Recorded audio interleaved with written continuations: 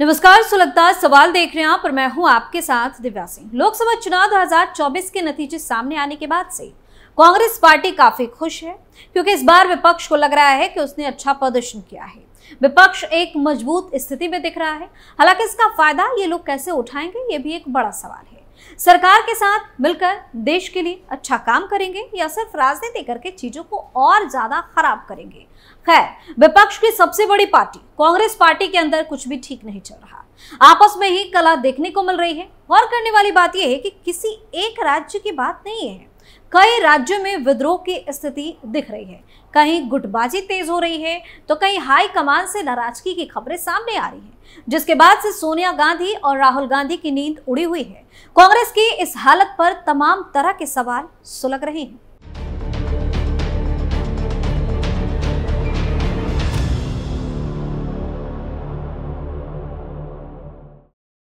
Congress party में क्यों शुरू हो गई विद्रोह की स्थिति?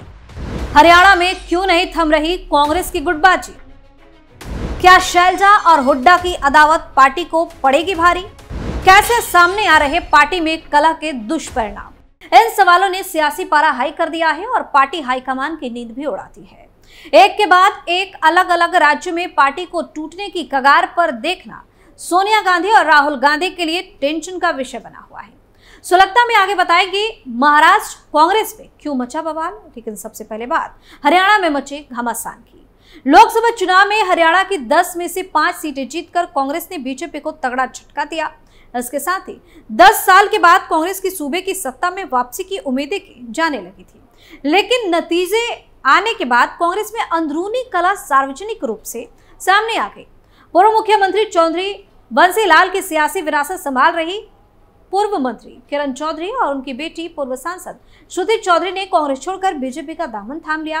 रणदीप सुरजेवाला और कुमारी शैलजा किरण चौधरी के बहाने भूपेंद्र सिंह हुड्डा को घेर रही है। लोकसभा चुनाव में कांग्रेस प्रत्याशियों के चयन को लेकर हुड्डा और शैलजा के गुट आमने सामने हैं। कांग्रेस के अंदर बचा सियासी घमासान कांग्रेस की सत्ता में वापसी की उम्मीदों पर कहीं ग्रहण न लगा दी। हरियाणा में कांग्रेस 2014 के बाद से ही सत्ता से बाहर है। लोकसभा चुनाव के बाद अब विधानसभा चुनाव होने हैं, जिसे लेकर शहमात का खेल शुरू हो गया है। लोकसभा चुनाव में मिली हार के बाद बीजेपी अपने सियासी समीकरण को दुरुस्त करने में जुटी है, तो कांग्रेस अंतरकलह से जूझ रही है। किरण चौधरी के पार्टी छोड़ने के बाद भी गुटबाजी खत्म होने का नाम नहीं ले रही। सिरसा से सांसद चुनी गई कुमारी शैलजा ने भूपेंद्र सिंह हुड्डा के खिलाफ मोर्चा खोल रखा है, तो रणदीप सुरजेवाला भी अलग तेवर में नजर आ रहे हैं। गौर करने वाली बात यह है कि शैलजा सुरजेवाला किरण चौधरी की तिकड़ी भूपेंद्र हुड्डा के विरोधी के रूप में जानी जाती है, लेकिन किरण के पार्टी छोड़ने के बाद लग रहा था कि एसआर के गुट पूरी तरीके से खामोश हो जाएगा। सुरजेवाला ने किरण चौधरी की पार्टी छोड़ने पर सवाल उठाया। उन्होंने कहा कि कांग्रेस एक साथी भी पार्टी को छोड़कर चला जाता है तो उसका नुकसान और दुख होता है, एक कार्यकर्ता जाता है तो भी दुख होता है, लेकिन अगर कोई नेता चला जाए तो ज्यादा नुकसान होता है। पार्टी के नेतृत्व को इस पर मंथन करना चाहिए कि क्या कारण है कि हमने अपने महत्वपूर्ण साथियों को खो दिया। सुरजेवाला ने भले ही हुड्डा का नाम न लिया हो, लेकिन यह बात जग जाहिर है कि किरण चौधरी किसके चलते पार्टी छोड़कर गई है। कुमारी शैलजा ने भी किरण चौधरी का समर्थन किया था। उन्होंने कहा था कि किरण चौधरी के साथ जो भी हुआ वो बहुत गलत है। साथ ही उन्होंने कहा कि श्रुति चौधरी को भिवानी महेंद्रगढ़ से टिकट मिलना चाहिए था। कुमारी शैलजा ने करनाल, गुरुग्राम, भिवानी, महेंद्रगढ़ और सोनीपत की टिकटों पर सवाल उठाए थे। शैलजा ने कहा था कि हरियाणा में यदि कांग्रेस में टिकटों का आवंटन सही ढंग से यानी कि बंटवारा सही ढंग से होता तो कांग्रेस सभी लोकसभा सीटें जीत सकती थी। शैलजा का इशारा भूपेंद्र सिंह हुड्डा की तरफ था, जिसमें बाद हुड्डा ने जवाब दिया था कि टिकटों का वितरण उन्होंने नहीं बल्कि कांग्रेस हाईकमान ने किया है। शैलजा को कांग्रेस हाईकमान के फैसले पर यदि कोई ऐतराज है तो उन्हें वहां जाकर बताना चाहिए। भूपेंद्र सिंह हुड्डा ही नहीं बल्कि उनके करीबी कांग्रेस के प्रदेश अध्यक्ष चौधरी उदय भान ने कुमारी शैलजा को नसीहत दे दी। उदय भान ने कहा कि शैलजा के ऐसे बयान से कार्यकर्ताओं का मनोबल टूटता है। उन्होंने कहा कि शैलजा कांग्रेस की राष्ट्रीय महासचिव और कांग्रेस वर्किंग कमेटी की सदस्य हैं। वे कांग्रेस की बैठकों में मौजूद थी। ऐसे में शैलजा को लगता है कि कांग्रेस के उम्मीदवार कमजोर थे, तो इसलिए वे खुद ही दोषी हैं। कांग्रेस नेतृत्व के फैसलों पर टिक्का टिप्पणी करना भी नेता के लिए उचित बात नहीं है। शैलजा पार्टी की वरिष्ठ नेता है और विभिन्न प्रदेशों का प्रभार भी उनके पास रहा है। कांग्रेस पार्टी का कोई बड़ा नेता ऐसा बयान देता है तो पार्टी के निचले कार्यकर्ताओं में एक गलत संदेश जाता है। इतना ही नहीं, हरियाणा के लोकसभा चुनाव में टिकटों के बंटवारे को लेकर कांग्रेस में आरोप प्रत्यारोप की राजनीति तेज हो गई है। किरण चौधरी के जाने को लेकर सलजा और सुरजेवाला पार्टी का नुकसान बता रहे हैं, तो हुड्डा गुट के नेताओं का मानना है कि अगर घर में कोई विश्वासघाती हो जाए तो उसका चले जाना ही ठीक होता है। अजय माकन ने तो अपनी हार के लिए सीधे तौर पर किरण चौधरी को जिम्मेदार ठहराया था।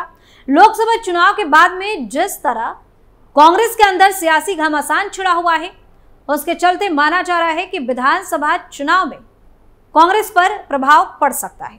भिवानी महेंद्रगढ़ लोकसभा सीट पर कांग्रेस की हार की एक बड़ी वजह पार्टी की गुटबाजी रही है। किरण चौधरी के चलते यह सीट कांग्रेस हार गई है, क्योंकि वो अपनी बेटी को इस सीट से चुनाव लड़ाना चाहती थी, लेकिन कांग्रेस हाईकमान ने हुड्डा के करीबी नेता को प्रत्याशी बना दिया था।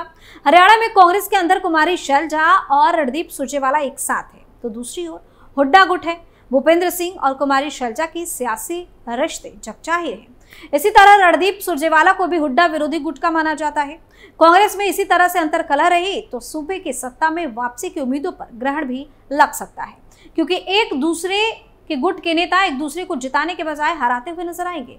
ऐसे में कांग्रेस की सत्ता में वापसी की उम्मीद पर पानी फिर सकता है। वहीं दूसरी तरफ महाराष्ट्र विधानसभा चुनाव 2024 को लेकर राज्य में तैयारियां शुरू हो गई। कांग्रेस नेताओं का मानना है कि इस चुनाव में कौन कितनी सीटों पर चुनाव लड़ेगा और कौन कितनी सीटें जीतेगा, अभी किसी निष्कर्ष पर पहुंचना जल्दबाजी होगी।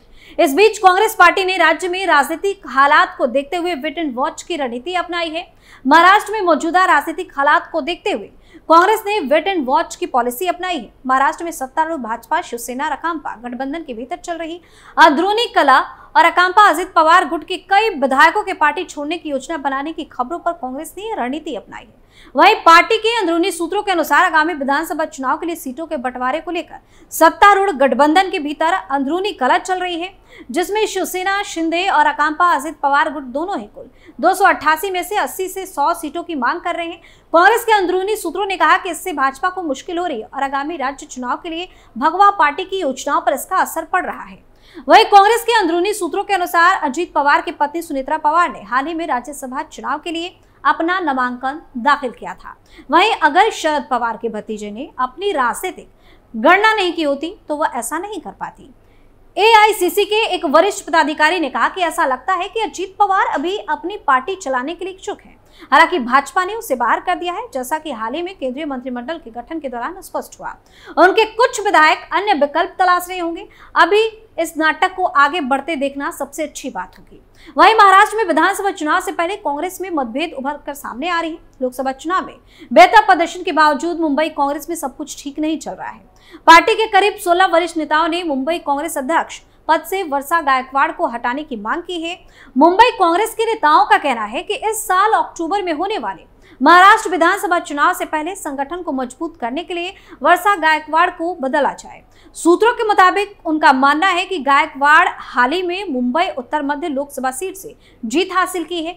ऐसे में उनके पास संगठनात्मक स्तर पर काम करने का समय नहीं होगा और उन्होंने उनकी कार्यशैली पर भी आपत्ति जताई है।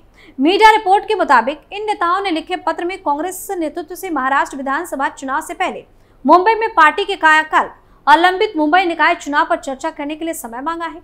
सूत्रों ने बताया कि इनमें से अधिकतर नेता शहर में पार्टी को कैसे मजबूत किया जाए, इस पर चर्चा करने के लिए कांग्रेस अध्यक्ष मल्लिकार्जुन खड़गे और वरिष्ठ नेता केसी वेणुगोपाल और राहुल गांधी से मिलने दिल्ली पहुंचे। आज महाराष्ट्र से जुड़ी बैठक होने वाली है। बताया जा रहा है कि हाल ही में यूजीसी नेट पेपर लीक मामले के संबंध में एक विरोध प्रदर्शन में गायकवाड़ ने सिटी यूनिट दफ्तर में सभी पार्टी नेताओं को नहीं बुलाया, इसलिए उन्हें उपनगरों से अलग से विरोध प्रदर्शन करना पड़ा। सूत्रों ने आगे दावा किया है कि गायकवाड़ को मुंबई कांग्रेस का प्रमुख बने हुए करीब 13 महीने हो गए, लेकिन उन्होंने पार्टी कैडर को प्रेरित करने के लिए कोई महत्वपूर्ण गतिविधि नहीं की है, यानी कि कोई भी ऐसा काम नहीं किया है। मुंबई उत्तर लोकसभा सीट से कांग्रेस उम्मीदवार भूषण पाटिल ने भी दावा किया कि आम चुनाव में उन्हें मुंबई कांग्रेस यूनिट से कोई मदद नहीं मिली। तो अलग अलग राज्यों में कांग्रेस पार्टी के अंदर ही कलह की स्थिति बनी हुई है, जिसको संभालना पार्टी के लिए एक बड़ी चुनौती जैसी हो गई है। वहीं कई राज्यों में होने वाले विधानसभा चुनाव में कांग्रेस को भारी नुकसान उठाना पड़ सकता है। ऐसे में जिस तरह की हालात पार्टी के अंदर बने हुए हैं, उसके बाद से राहुल गांधी तो माथा पीटने पर मजबूर हो गए हैं। तो लगता सवाल में आज के लिए किसी और मुद्दे के साथ फिर से पेश होंगे। तब तक के लिए आप देखते रहिए कैपिटल टीवी। नमस्कार।